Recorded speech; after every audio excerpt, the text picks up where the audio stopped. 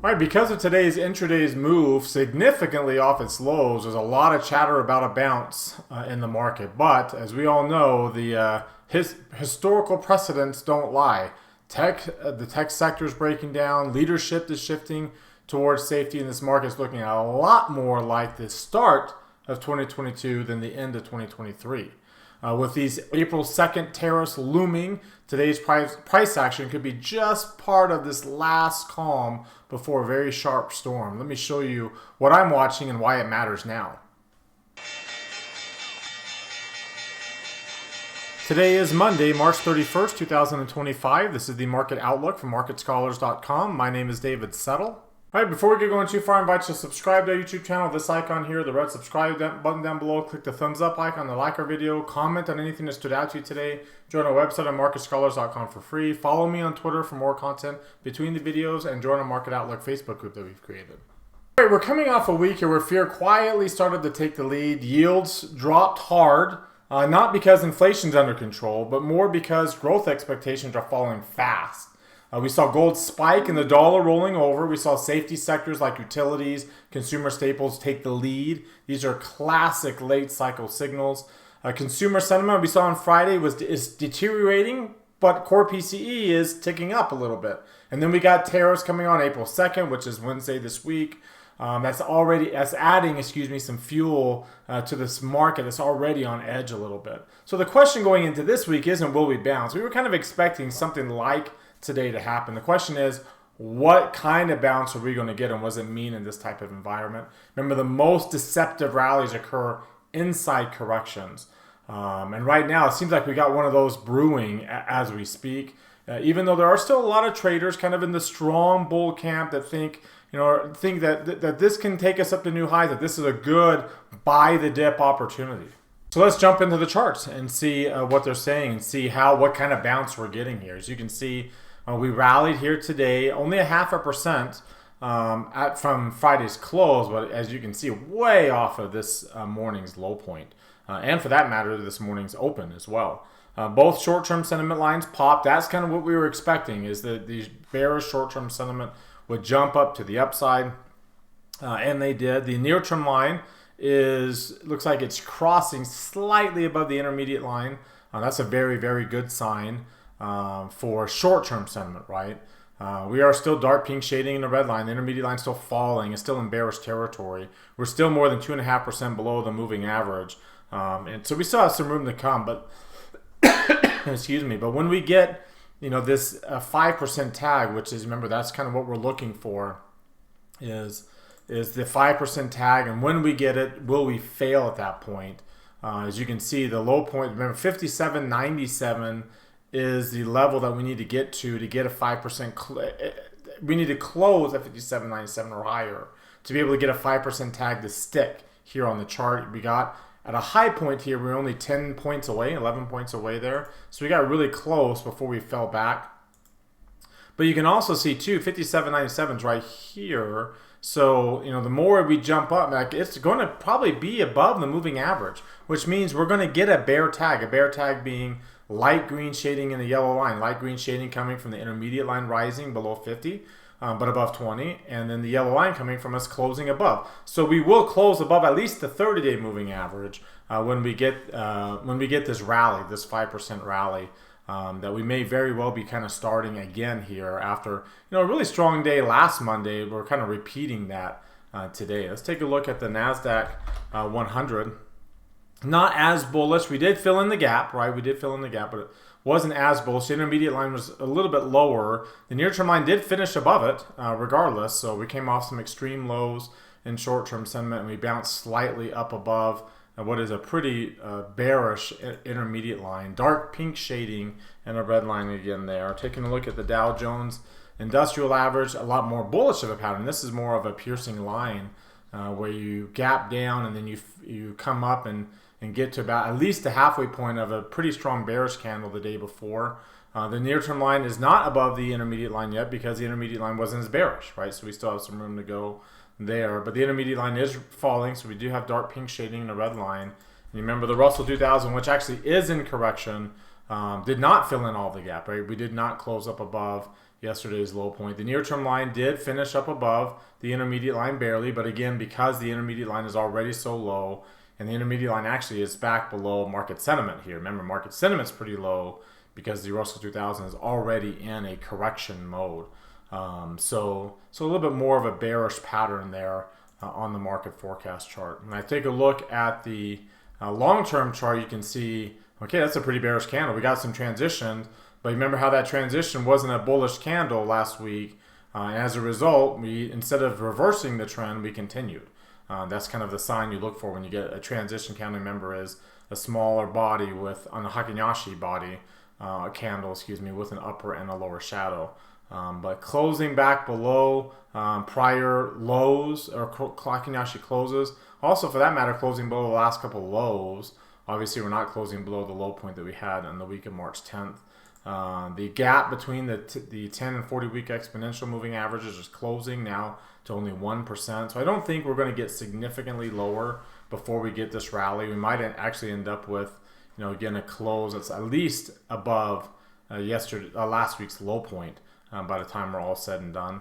If you take a look at the 3 green arrow charts, remember we were pretty close to the 3 green arrows, but now we're back to 2 reds on pretty much all the indexes. The MACD is closest to giving us 3 reds again on the Qs and on the Russell. There's still a little bit more room to go on the S&P and the Dow Jones to get those 3 red arrows.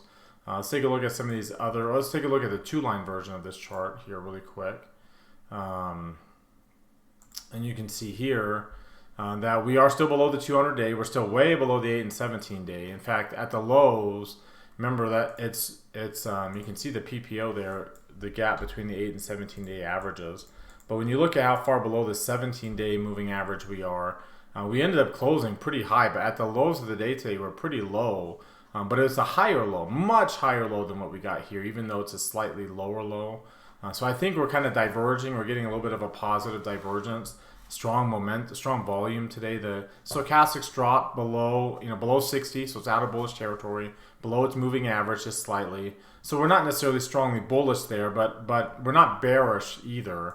If I take a look at the RSI, let's take a look at the DMI first.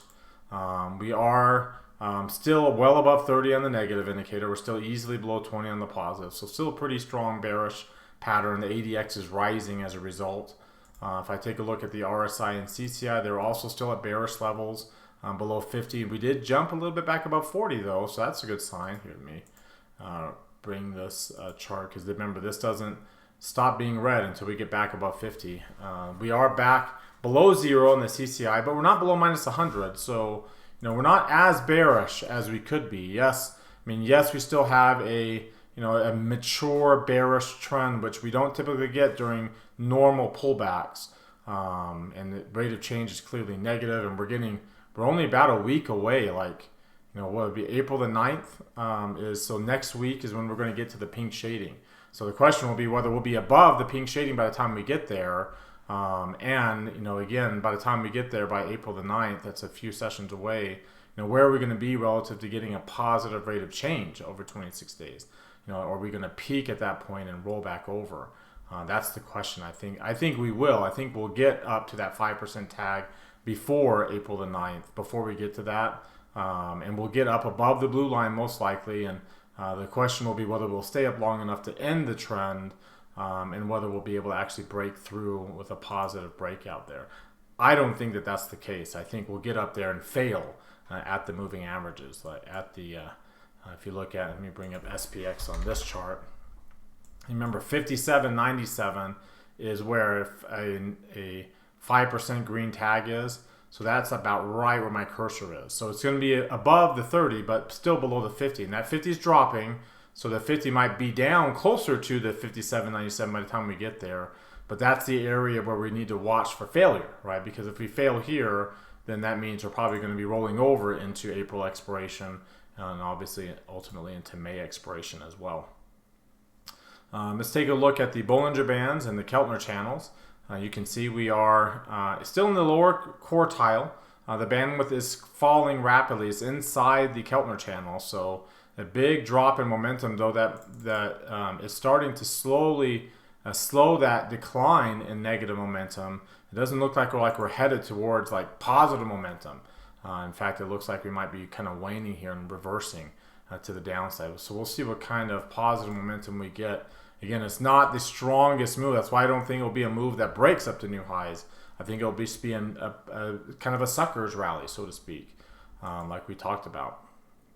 If I take a look now at today's intraday range, we did get a lower high and a lower low, but we filled in the gap from this morning, and we ended up with a closing above yesterday's low point. So again, not necessarily bullish, but not bearish either because of the strong close. We're at some pretty strong resistance, so we need some good momentum. Right? We need a good breakout move up to the upside. But the nice thing is, as you saw today, I told you that 5% rally usually is a strong move, and it's got good volume. We are above average on the trading range today. Good volume here, a lot of bullish volume because all the bearish volume was light, and because it was all overnight, right? Very, very minuscule when we have overnight volume. But with that, you can see the ATR started to pick up, which we thought it would, right? Because the first few days of this explosive rally tend to be bigger days, like today, then the ATR rallies, right? We should get closer to 2% by the time we finish with this kind of explosive move and the volume is picking up. And then the question is, once we're back above averages, if we get back above averages, then the moves start to get much smaller and the ATR starts to fall. But if we fail, then we'll continue to have these bigger numbers above the 1.5% mark, as you saw in 2022. Once we got up above the 1.5% mark, we never really got back down below it. Right, there was our failure. We got above 2%, and we came down below it, but then we stayed above 1.5% pretty much this entire time here, all the way until the correction ended in early 2023, and we rallied up to the upside. The volatility index, not surprisingly, jumped today, but it jumped a lot higher at the open, but not significant. Like we didn't get above 105%. We're above 100% again, so that's obviously clearly bearish levels from a volatility standpoint.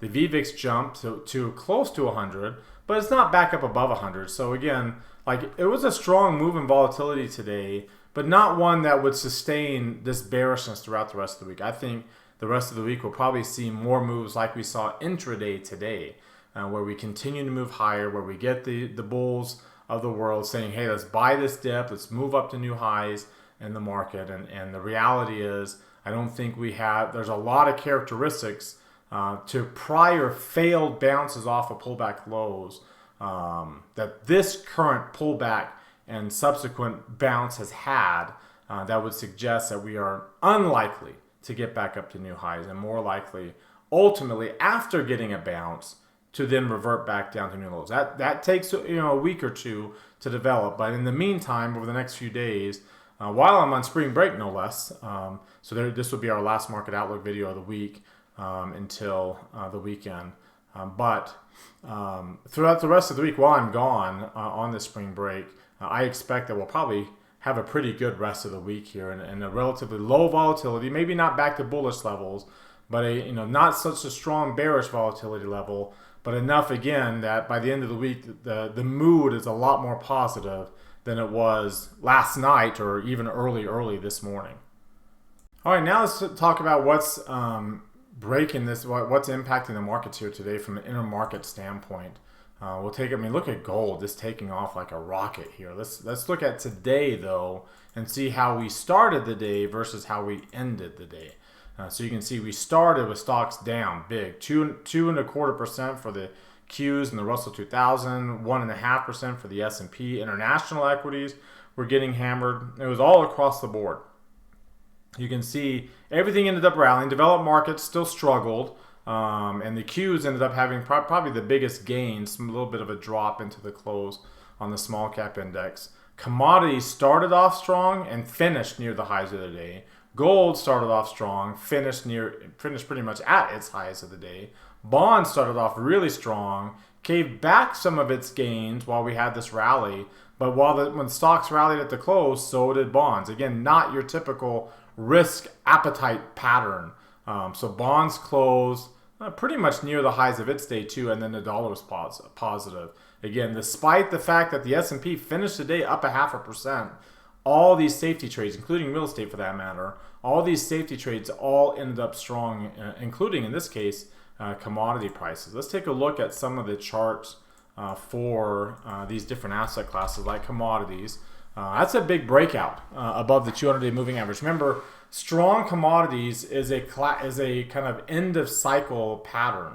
When you look at the relative strength chart of commodities relative to the S&P 500, these two ETFs, like stocks have been, pretty much beating commodities for the most part, which as it should be the case when we're strongly bullish. But you can see when you start to move into, more of a correction type pattern, like we saw in 2022, like we saw in 2018 for a brief period of time, and then of course like we saw in 2007 into 2008, there's a strong negative correlation between this ratio of commodities relative to the U.S. stocks and the S&P 500 itself. And so, you can see that big breakout pattern we're getting here, well above the 50-day moving average. Here, let me zoom in to the 1-year chart. A big breakout here. Let's go to a daily version of this. Above these patterns, above the 200-day moving average. In fact, the 50-day average is now closing above the 200-day. You can see the strong negative correlation there. Bullish RSI, bullish PPO. The long-term PPO is closing in on 0, which again is the ratio between that 50 and 200-day. These are exponential moving averages. And then you can see the CCI is at bullish levels, the DMI is at bullish levels. So very strong change here in commodities. Again, kind of typical of a late cycle move when commodities are outperforming. Of course, your dollar index had been rolling over last week, rolled over into the end of the week, still is below moving averages. We're still below the 200-day.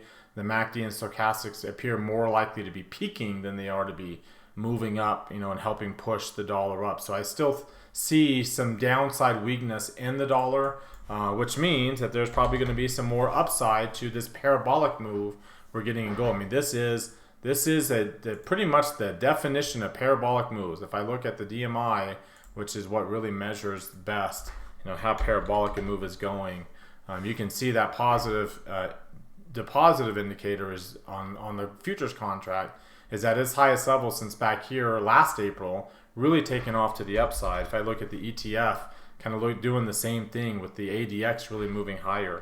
The ETF gets a lot of gaps but the futures doesn't, so that's why I like this. So big parabolic move here. In fact, the negative indicator is almost back below 10. Again, very similar to what we saw back here when it peaked in October. So there's a chance that gold can peak, because usually gold does peak when we're in a correction mode. So if we are going to fail and move in the correction, there's going to be some more weakness on the dollar as we kind of rally off of this low point and move into the rest of the week. But there's going to become a turning point where the dollar typically does well in corrections, and gold as a result during the first part of the correction underperforms. Even though commodities are doing okay, gold underperforms because of the strength in the dollar, and then gold picks up. If we get to bear market stages, or even if we don't, if we get back to new highs, gold ends up picking back up again. Maybe not relative to equities, but at least relative to the dollar. And we'll see if that ends up being the case. But during the correction stage, when we make that run below the 200-day moving average, gold usually ends up struggling there. Let's take a look at the breadth today. So let's pull up the McClellan oscillator. And you can see the breadth's not looking too great, right? We're negative on this oscillator still, but we're not strongly negative. We're still below 0 on the summation index. We're still at negative levels when you look at how many stocks are above their 50-day moving average. We're right at 200, right at the moving average. The number of stocks above their 200-day moving average is still below 250, is still below its falling moving average. The number of the net lows, the number of new lows we're getting has jumped up. Let's see if that's updated for today. Today's numbers here, 276 new lows. So it's not updated. It's actually a much bigger number. It's up into this area. That's a big number. You can see last time we kind of spiked. We still had some more downside left. But this is that 4% number. That's the 4% number. Either you get above that 4% and that signals a low point, or now the average is getting above there. And again, as we saw in 2022, when the average gets above that level, that's kind of when we start worrying about more of a decline and not just a little bit. So again, bounces like we saw today This might be a big spike, kind of a watershed moment on the short term because of how big the jump was in new lows. But it's so big that it's bringing up the average to uncomfortably high levels. Again, correction type levels. And again, a correction isn't a 10% decline because we've already had that. And so in theory, the correction would be over with because we've already had a 10% decline. That's not what corrections are. Corrections are extended runs below the 200-day moving average. So the last 6, as I tweeted out earlier, the last 6 have had the average run below the 200-day moving average is 110 days. We've been below it for like 14 days. And the average depth below the 200-day we get is like 14% or like in that double-digit range, low double-digit range. We're not even a 0.5% below the 200-day moving average. So there's like, if we're in a correction, we're just starting the correction, the extended run below the 200-day moving average in terms of time and depth that we haven't even approached yet on this pullback down to 10%.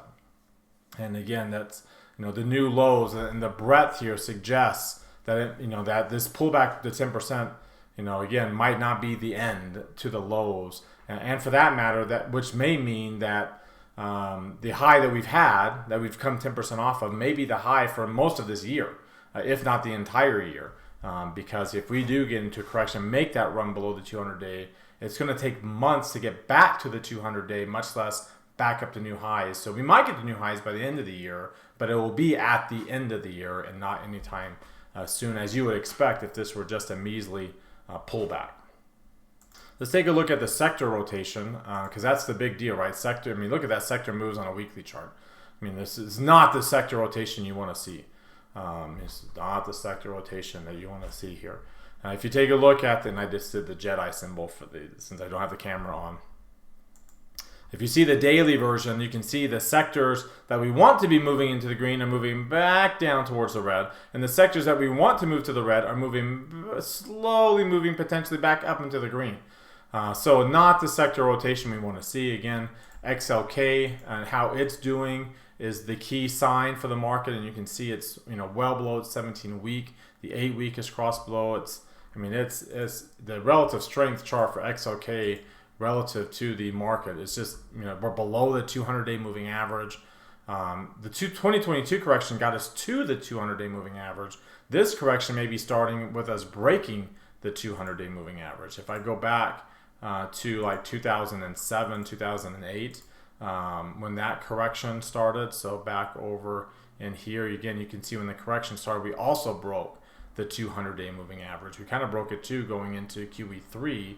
QE3 set that low point later in 2013. We rallied ever since. But this is not a good sign for technology to be underperforming the market and breaking such an important level on a long-term basis. And again, in the short term, we're very oversold, as you can see on the momentum. So we're going to get a little bit of a bounce.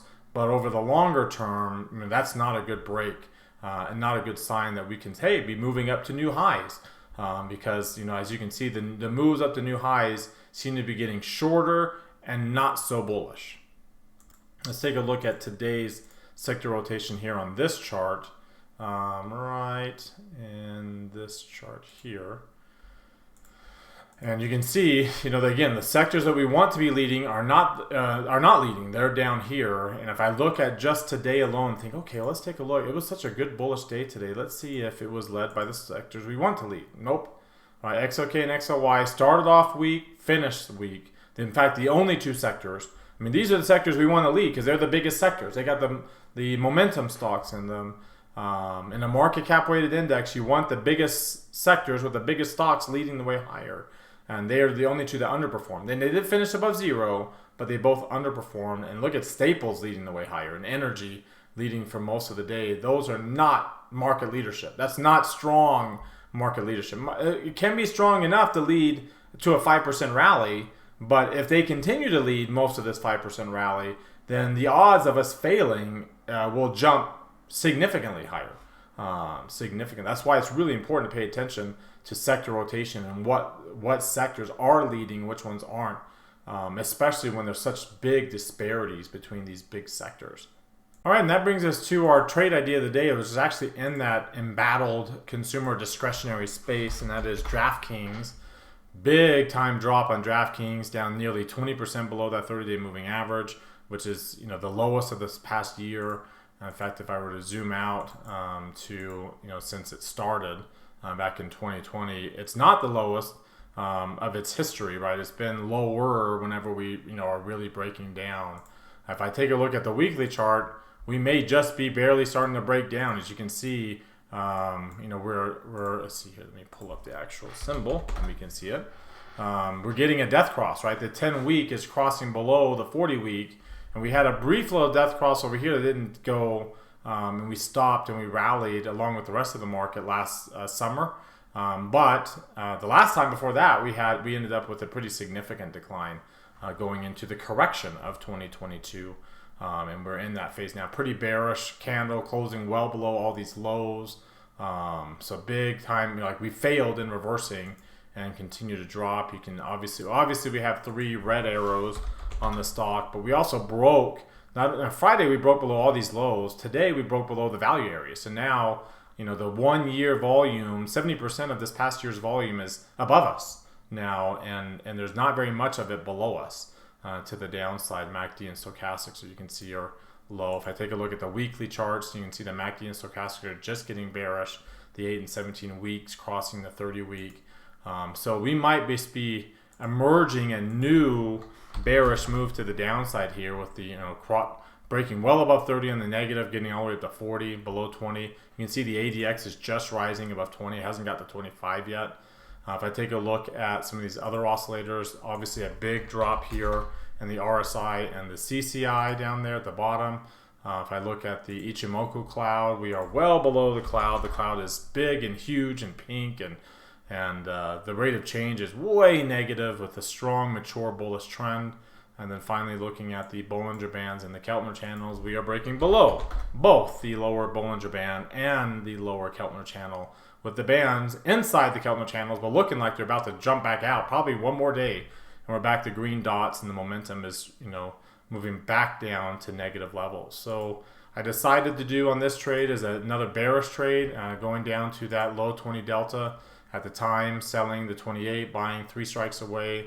In this case, 2 strikes away, but $3 away. So getting a $3, getting about a 2.5 to 1 reward to risk ratio here, as long as we get below that lower strike, which is 28.